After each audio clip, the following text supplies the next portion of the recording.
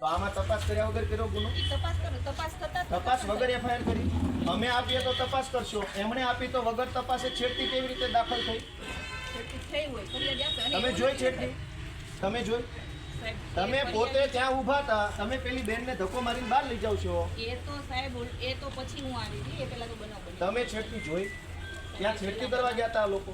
બનાવ બની હું શું કહું, આ છેડતી કરવા ગયા હતા ત્યાં? એ છેડતી કેન્દ્ર છે?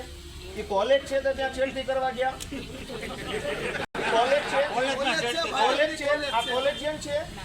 તો ટેકાના ભાવની ખરીદી કરનારા લોકો ખેડૂત પાસેથી પૈસા માગે છે, એના માટે કોઈએ એમને જાણ કરી. એની માટે શું સાહેબ એમને કીધું કે તમે તો આનું શું છે?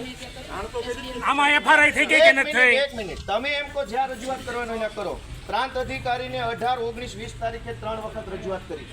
આરએસસી કલેક્ટરને 18 ને 22 તારીખે 2 વાર રજૂઆત કરી. કલેક્ટર સાહેબને 24 તારીખે મેં રજૂઆત કરી. 24 તારીખે સીઈઓને રજૂઆત કરી અને 24 તમને એફઆઈઆર આપી. હજુ તમે એમ કહો રજૂઆત કરો તો આ ગુંડા તમને રજૂઆત કરવા આવ્યા હતા? બેન, ભગવાનથી ડરો, ભગવાનથી ડરો. ધીમે એટલે પણ હું કઈ ખાઈ ગયો?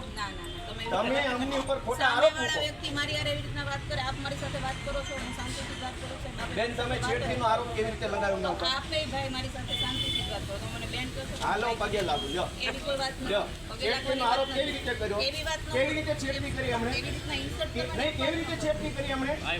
છેડતી કેવી રીતે કરી?